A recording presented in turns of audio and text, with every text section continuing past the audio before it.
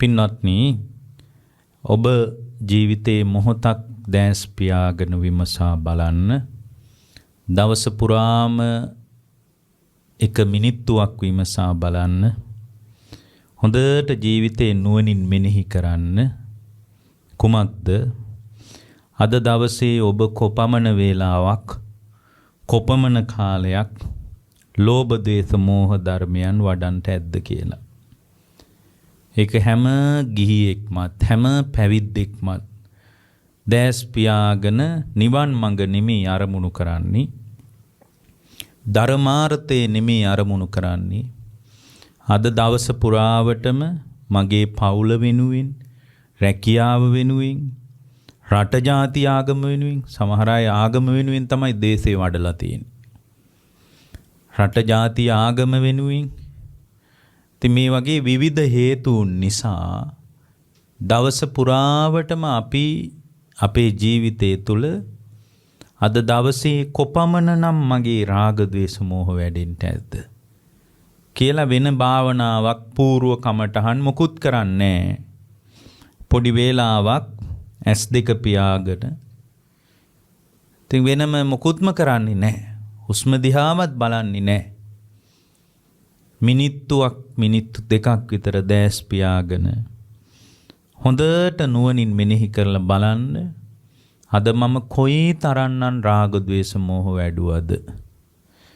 ඒ රාග, ද්වේෂ, මෝහ වලට සමහර විට පාදක වෙන්න ඇත්තේ තමන්ගේම පවුල, තමන්ගේම රැකියාව, තමන්ගේම රට, තමන්ගේම ජාතිය.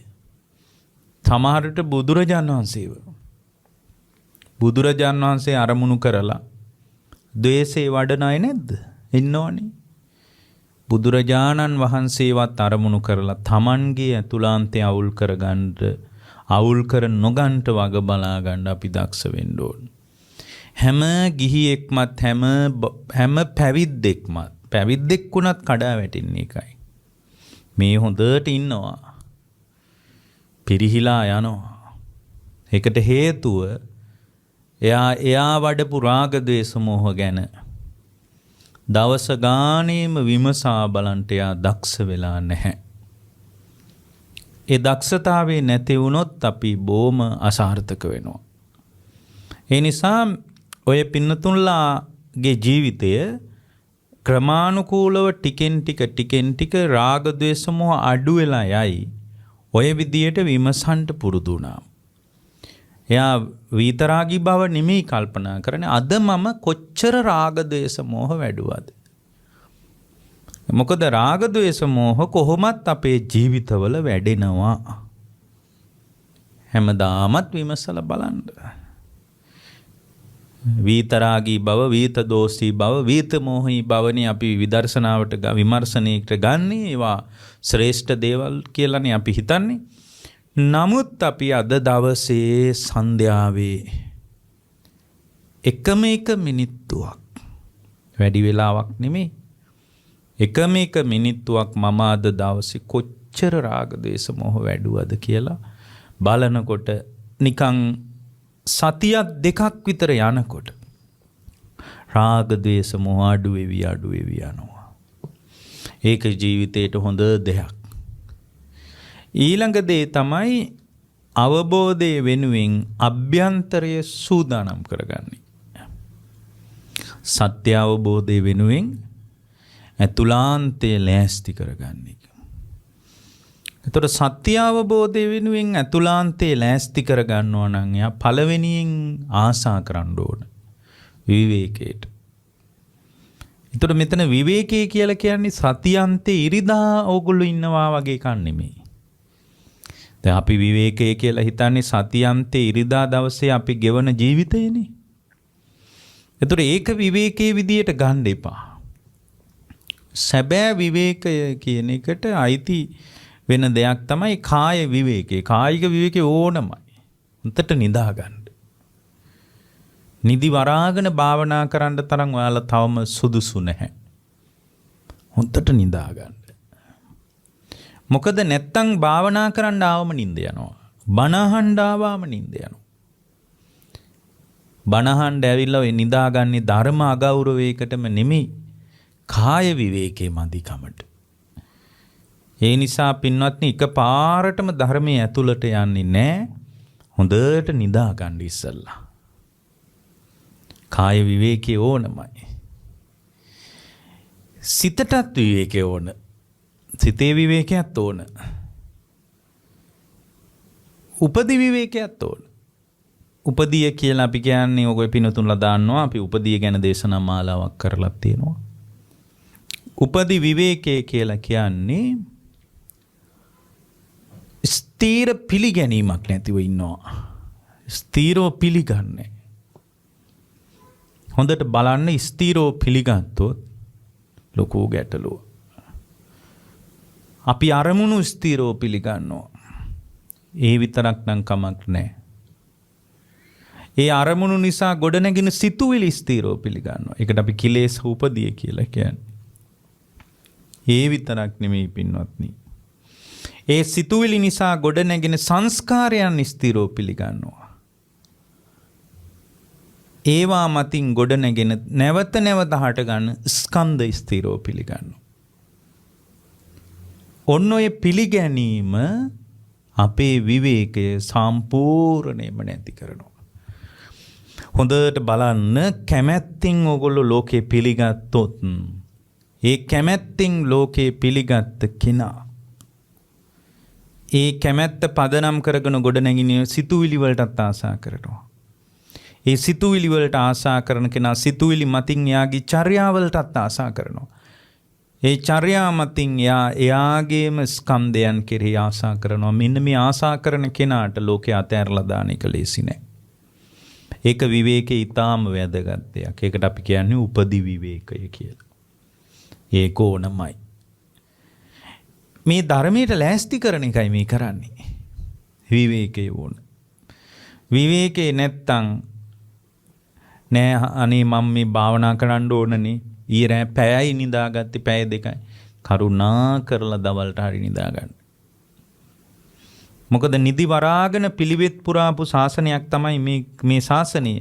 නමුත් එහෙම පිළිවෙත් පුරන්ට අමාරුයි. මොකද අභියෝගයක් තියෙනවා අපිට. මොකද්ද? අර ජීවිත හුරුවත් සසර ගතියත් කියන දෙක අභියෝගයේ විදියට අපිට පිහිටලා තියෙනවා. ජීවිත හුරුවයි සසර ගතියයි. ඇත්තටම ජීවිත හුරුව සහ සසර ගතිය කියන එක අපිට අපේ බලවත් ඒ නිසාම නිදිවරාගෙන ධර්මයක් දියුණු කරන්නට අපේ ඇතුළාන්තයේ සූදානම් නැහැ. බුද්ධ ශාසනය හරියට නිදිවරාගෙන ධර්මයේ දියුණු කරන එක අගය කළා. ඒ අගය කළේ ජීවිත හුරුව සසර ගතිය බුද්ධ ශාසනයට බර වෙලා තිබ්බ කාලෙක. නමුත් ඕගොල්ලෝ හොඳට බලන්න අපේ සසර ගතිය කෙලෙස් උදෙසාමයි හැදිලා තියෙන්නේ. ධර්මයක් උදෙසා නෙමෙයි. ජීවිත හුරුව කෙලෙස් වෙනුවෙන්මයි. අද ඔයාලා ධර්මය අහගෙන පිළිවෙත් පුරාගෙන හිටියට ඊයේ කොහෙද ඔයාලට තිබ්බ ධර්මයක්? ඊයේ කවද්ද පිළිවෙත් පිරුවේ? ඊයේ වෙච්ච සසර ජීවිත හුරුව අපි ඉස්සරහින් තියෙනවා. ඒ ජීවිත හුරුව ඉදිරිපත් වෙන හැම වෙලාවකම ධර්මයෙන් විසි වෙලා යනවා. ඈතට විසි වෙනවා යා. ධර්මයේ පේන්නේ නැති වැත්තකටම විසි වෙලා යන්න පුළුවන්. ඒ නිසා මේ කාලේ හොඳට මතක තියාගන්න හොඳ විවේකයක් ගන්න. ඔය ඒ විවේකයම කෙලෙස් වලට අවකාශයක් නෙමෙයි ඇත්තටම. විවේක ගත වීමම කෙලෙස් සංසිඳුවනවා. පුදුම දෙයක් ඒක. විවේක ගත වීම කියන්නේම කෙලෙස් සම්පූර්ණයෙන් සංසිඳුවන දෙයක්. දැන් වනාන්තරවල ඉන්න ස්වාමීන් වහන්සේලාගේ දිනචර්යා දිහා මං ගාත් දන්නවා. ඔය ආරණ්‍යවල කියන එක නෙමෙයි මම කියන්නේ. සේනාසන ගැන නෙමෙයි කියන්නේ.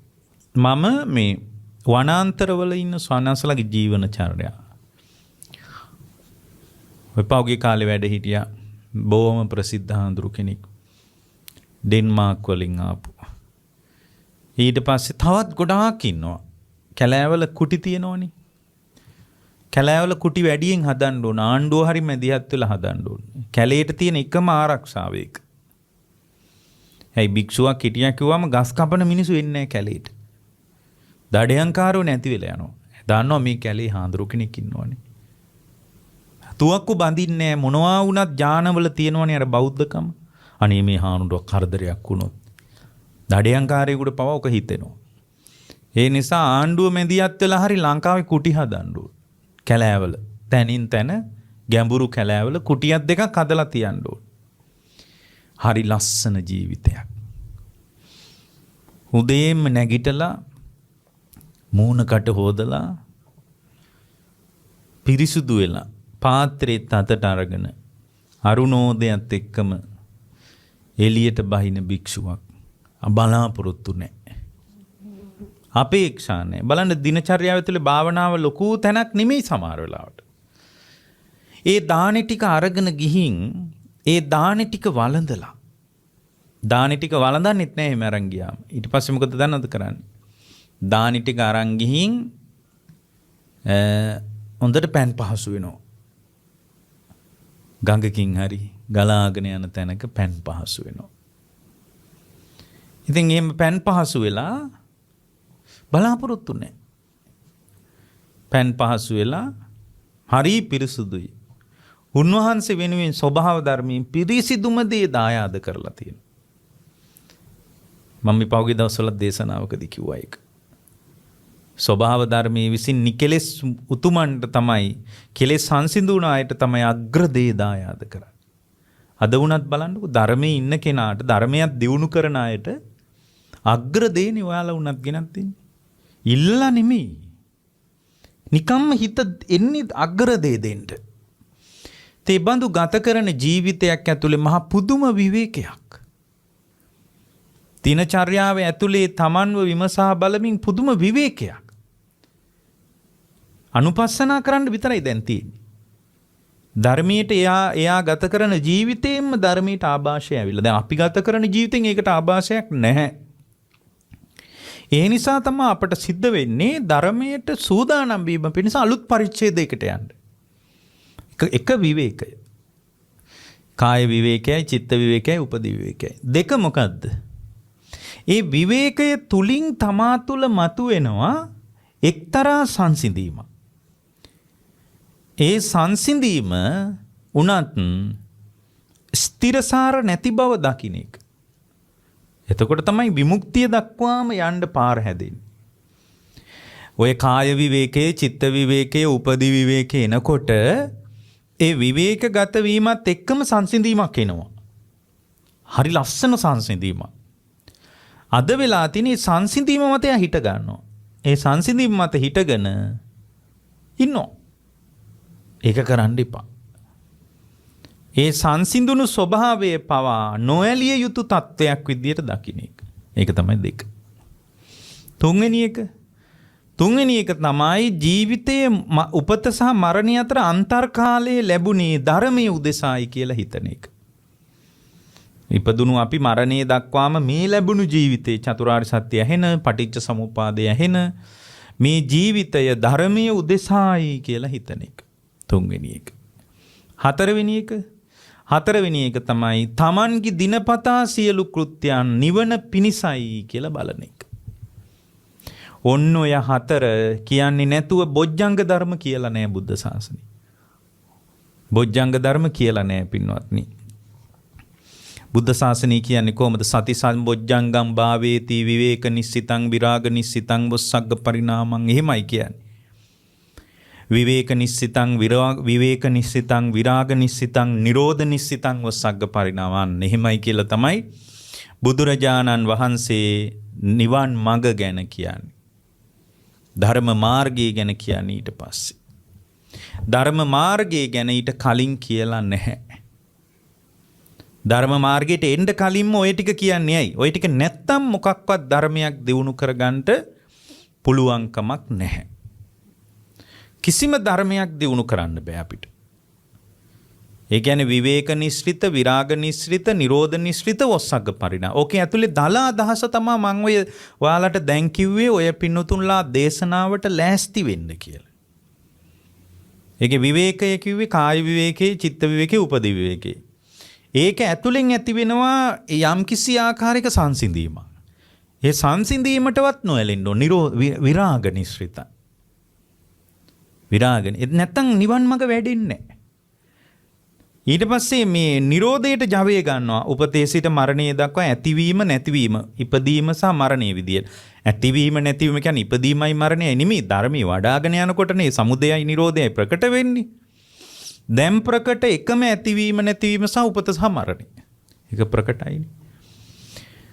ඉපදීම සහ ඇතිවීම සහ නැතිවීම කියන එක උපත සහ මරණය කියලා දකින්න දැන් පහසුයිනේ. ඇත්තට මේක නෙමෙයි අපි දකින්න ඕන. නමුත් දැනට ඇති තව මගට ආවේ නෑනේ. මාර්ගයට අවතීර්ණේ වුණේ නෑනේ තවම. ඒ නිසා උපත සහ මරණය අතර අන්තර්කාලය ධර්මයේ විෂයෙහි ධර්මයේ උදෙසායි කියලා බලන හැකියාව. ඒක තමයි තුන්වෙනි එක. ඊළඟට වොස්සග්ග පරිණාම. වොස්සග්ග පරිණාම කියන්නේ මොකද්ද? නිවනට නැමුණු සිත කියන එක. නිවනට බර වුණු, නිවනට නැමුණු සිතක් කියන එක තමයි මෙතන අදහස් කරන්නේ. එතකොට නිවනට නැමුණු කියන්නේ එතකොට නිවනට නැමෙනවා කියලා කියන්නේ නිවන පැත්තට බර වෙනවා කියලා කියන්නේ කොහොමද මේ එදිනෙදා කාර්යබහුල ජීවිතයක් ගත කරන ශ්‍රාවකෙක් කොහොමද නිවනට බර වෙන්නේ? නිවනට බර වෙන්නේ පින්වත්නි යා දකින්න ඕන, යාගේ ජීවිතය තුළ යා විමසන්න ඕන, එයාගේ සියලු කෘත්‍යයන්, සියලු දීවන චර්යාවන් විමුක්තිය පිණිසයි කියලා. අර පහුගිය දවස්වල දේශනා 4ක් කළා. ජීවිතය අතහැරෙන එක දිහා බලලා නිවන අරමුණු කරන්න කියලා. වොස්සග්ග පරිණාමීය බව. ඒ වොස්සග්ග පරිණාමීය බව කියන එක මෙන්න මේ ටික තිබ්බොත්. එතකොට පළවෙනි එක මොකද්ද? විවේකය. දෙවෙනි එක විවේකයේ තුලින් ඇති වෙන සංසිඳීමට නොයැලෙන එක. විවේකයේ තුලින් ඇති වෙන සංසිඳීම බොහොම ශාන්තයි. ඒක හරිම හොඳයි. ධර්මයට උදව්වක්. ඒකට නොඇලෙන එක. මොකද ඒකට ඇලුනොත් අර නිවන් මඟ නොපෙනෙන්න පුළුවන්. නිවන් මඟ වඩාගෙන ඉස්සරහට යා නොයන්න පුළුවන්. ඒ නිසා නිවන් මඟ වඩාගෙන ඔය පින්නතුල්ලා ඉස්සරහට යන්න ඕන නම් අර මේ විවේකයේ තුලින් ඇති වෙන අත්දැකීමට එකතු වෙලා මේක බොහොම ප්‍රශාන්ත වශයෙන් පිළිගන්නේ නැතුව ඒකටත් නොඇලෙන එක. උපත සහ මරණය අතර අන්තර්කාලයේ ධර්මීය උදෙසා ලැබිච්ච අවස්ථාවක් විදියට දකින්න එක. හතරවෙනි එක තමයි Tamanගේ දෛනික කෘත්‍යයන් නිවනට බර වෙන එක. එතකොට දෛනික කෘත්‍යයන් කියන්නේ ආගම වෙනුවෙන්, ජාතිය වෙනුවෙන් අර ඉස්සලා කියාපු ටික තියෙන්නේ. ආගම වෙනුවෙන්, ජාතිය වෙනුවෙන්, රට වෙනුවෙන්, අම්මා වෙනුවෙන්, තාත්තා වෙනුවෙන්, දරුවෝ වෙනුවෙන්, රැකියාව වෙනුවෙන්, එයා වෙනුවෙන් කරන වැඩ තියෙන්නේ. ඒවා ඔක්කොම මොකටද? නිවන පිණිසයි කියලා බලන එක. එතකොට අම්මා වෙනුවෙන්, තාත්තා වෙනුවෙන්, දරුවෝ වෙනුවෙන්, රට වෙනුවෙන්, ජාතිය වෙනුවෙන්, ආගම වෙනුවෙන් මේ කරන හැම වැඩකදීම ඔයාලට අතහැරින්න ඔයගලගේ ජීවිතේනේ. ඒ අතහැරෙන කොටස විතරක් අරගෙන අතහැරීම නේද නිවන කියලා බලනවා. අතහැරීම නිවනට උදව්වක් නේද කියලා බලනවා. හැබැයි ඒකට කලින් එයා පළවෙනියෙන් එයා දවස ගානෙම කරන්න ඕන දෙයක් ගැන කිව්වා. මොකද්ද? එයා බලන්නේ අද දවස පුරාවටම මම කොච්චර රාග ද්වේෂ මොහ වැඩුවද?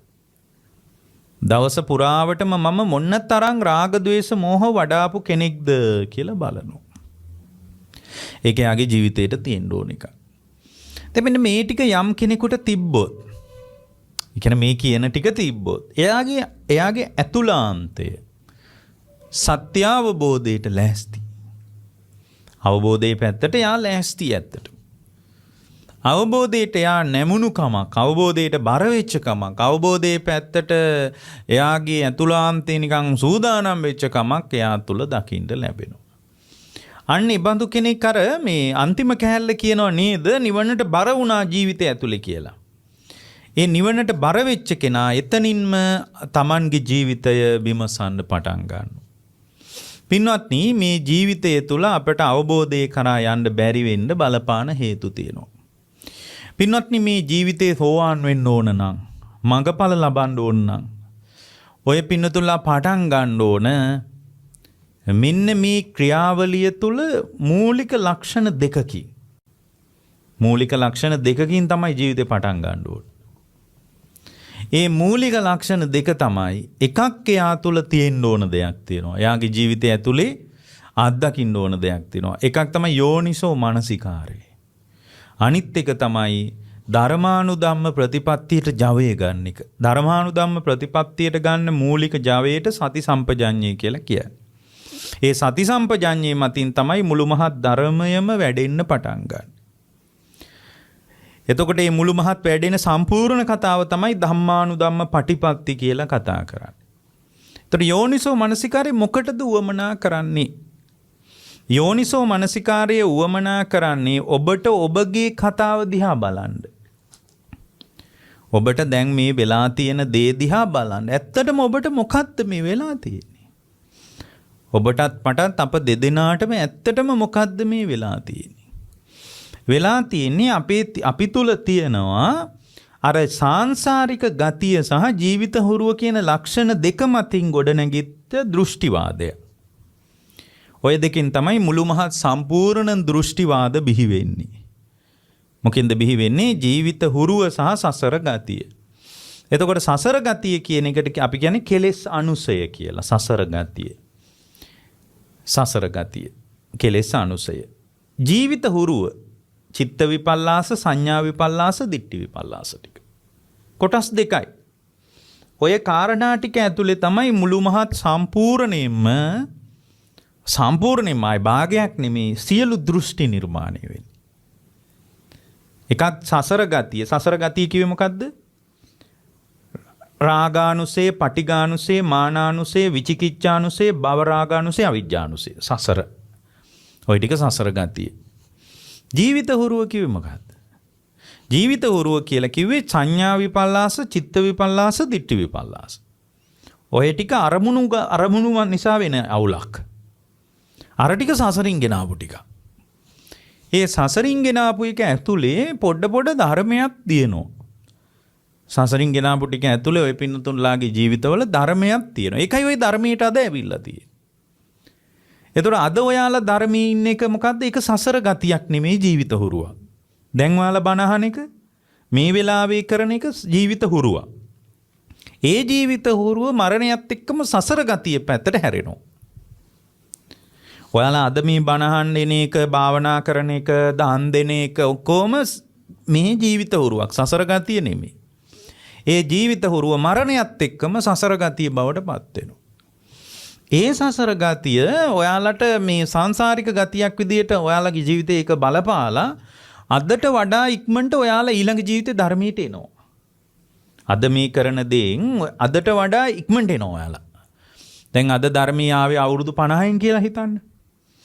ඔයාලා අවුරුදු 20න්වත් ඊළඟ ජීවිතේ ධර්මයට එනවා. හැබැයි තියෙනවා ප්‍රශ්නයක්. ඒ කොහොමද වෙන්නේ? මෙහි ජීවිත හුරුව සසර ගතියට එකතු වෙනවා භවයෙන් වැහෙනකොටම. ඒක තමයි ජීවිතේ කතාව. එතකොට සසර ගතිය කියන එක අවිච්ඡින්නව නොසිඳී අපේ විඥාන ප්‍රවාහයත් එක්ක පවතිනවා. ජීවිත හුරුවෙන් තමයි සසර ගතිය පෝෂණය වෙන්නේ. ජීවිත හුරුව තියෙනවනේ. ඒ ජීවිත හුරුවෙන් තමයි අර සසර ගතිය පෝෂණය වෙන්නේ. දැන් ඔයාලා මේ ජීවිත හුරුවේ ධර්මයේ මිශ්‍ර වෙලා තියෙනවනේ. ඒ ධර්මයේ මිශ්‍ර වෙච්ච එක මරණයත් එක්කම ඒක සසර ගතිය පැත්තට වැටෙනවා. ඒ සසර ගතිය නිසා ඔයාලා මෙහෙට ආවත් ඊළඟ ජීවිතේ අදට වඩා ඉක්මනට ධර්මයට එනවා. තියෙනවා ප්‍රශ්නයක්. මොකද්ද? එදාට ධර්මයට එනකොට චතුරාර්ය සත්‍ය ඇහිද? ඔයාලා 25න් ධර්මයට උනන්දු ඇවිල්ලා කෙලෙස් ගොඩක් අඩු වෙලා එදාට ඔයාලට ධර්මයේ හෙව්වත් ධර්මයේ නැත්තම් මොකද කරන්නේ? ඒ නිසා ඔය පින්නතුන්ලා අද අවුරුදු කෙනෙක් හිතන්නකෝ අවුරුදු 50න් ධර්මයට ආවි කියලා. ධර්මයේ අවුරුදු 50න් ධර්මයට ආවත් ධර්මයෙන් එයා විසි වෙන්නේ සසර ගතිය හරි බලවත් සහ ජීවිත හුරුවත් බලවත්. කෙලෙස් පැත්තෙන්. ඒ නිසා ධර්මයට එන්න තියෙන අවකාශයේ ආය පිරිනව. එතකොට මේ සසර ගතිය සහ ජීවිත හුරුව කියන දෙක ඇතුලේ තමයි දෘෂ්ටිය නිර්මාණය වෙන්නේ. ලෝකේ දෘෂ්ටිවාද තියෙන්නේ. සාස්වත දෘෂ්ටිය, අසාස්වත දෘෂ්ටිය කීකේ දෘෂ්ටි තියෙන්නේ. මම කියන දෘෂ්ටිය, මගේ කියන දෘෂ්ටිය, මගේ වසඟේ පවත්වන්න පුළුවන් කියන අදහස. මේ විදිහට දෘෂ්ටි තියෙනවා. ලෝකේ නොයේක් දෘෂ්ටි. එකක් දෙකක් තුනක් නෙමෙයි ගොඩාක් තියෙනවා. ඒ දෘෂ්ටි ඔක්කොම මෝරන්නේ සසර ගතියයි ජීවිත හුරුවයි මත. ඒ දෘෂ්ටිය මත සසර ගතියයි ජීවිත හුරුවයි මත ගොඩනැගෙන දෘෂ්ටිය ඇතුලේ මොකද්ද වෙන්නේ? දෘෂ්ටිය ඇතුලේ අපට වෙන්නේ දෘෂ්ටිය නිසා අපිට සිද්ධ වෙනවා අභ්‍යන්තර බාහිර ලෝකයේ තුල මුලාව. දෘෂ්ටියෙන් වෙන්නේ ඒක. එතකොට දෘෂ්ටිය හැදෙන්නේ කොහොමද? සාංශාරික ගතියයි ජීවිත හුරුවයි මතින් දෘෂ්ටිය නිසා මොකද්ද වෙන්නේ? දෘෂ්ටිය නිසා අභ්‍යන්තර ලෝකයේ මුලාව සහ බාහිර ලෝකයේ මුලාව. ඒ මුලාව නිසා මොකද්ද වෙන්නේ? සිත සංකාරගත වෙනවා. ඒ සංස්කාර විසින් ප්‍රතිසන්දිය හදනවා. ඕක තමයි අපේ මුළු මහත් හැමෝගෙම කතාව. ඔච්චරයි. දැන් අපිට ඔය දැන් මේ කාලේ වාල බණ අහනවා, පිළිවෙත් පුරනවා, ධර්මයේ දියුණු කරන ඕක ජීවිත හුරුව. ඔය ජීවිත හුරුව ආයේ සසර ගතිය විදියට මරණයත් එක්කම අනිත් පැත්තට වැටෙනවා. ඒ සසර ගතිය බලපාලා ඔයාලා ඊළඟට උපදින ජීවිතේ ධර්මයේ බොහොම පහසුවෙන් ධර්මයට ඔයාලගේ සිත හැදෙනවා. ධර්මාවබෝධයට ඔය පින්නතුන්ලාගේ සිත බොහෝම පහසුවෙන් හැදෙනවා. ඒ පහසුවෙන් ධර්මාවබෝධයට ඔය පින්නතුන්ලාගේ සිත හැදෙන වෙලාවට පහසුවෙන් හැදෙන වෙලාවට ලෝකයෙන් ධර්මයේ කල්යාණ මිත්‍රයයි ධර්මයයි හම්බ වෙයි කියලා විශ්වාස නැහැ. අද විශ්වාසයි නෑ. අද හම්බ වෙලානේ. මේ වෙලාව විශ්වාසයිනේ. ධර්මයේ මුණ ගැහිලා නේද? එතකොට දැන් මෙන්න මෙතනදී යෝනිසෝ මනසිකාරයයි සති සම්පජඤ්ඤයයි මොකද්ද කරන කෘත්‍ය? මේකේ මොකද්ද වැඩේ? යෝනිසෝ මනසිකාරය අවශ්‍ය වෙන්නේ මෙන්න මේ රටාව ඇතුලේ මම ඉන්න බව දකින්න තමයි මනසිකාරය අවශ්‍ය වෙන්නේ. මොන රටාව ඇතුලේද?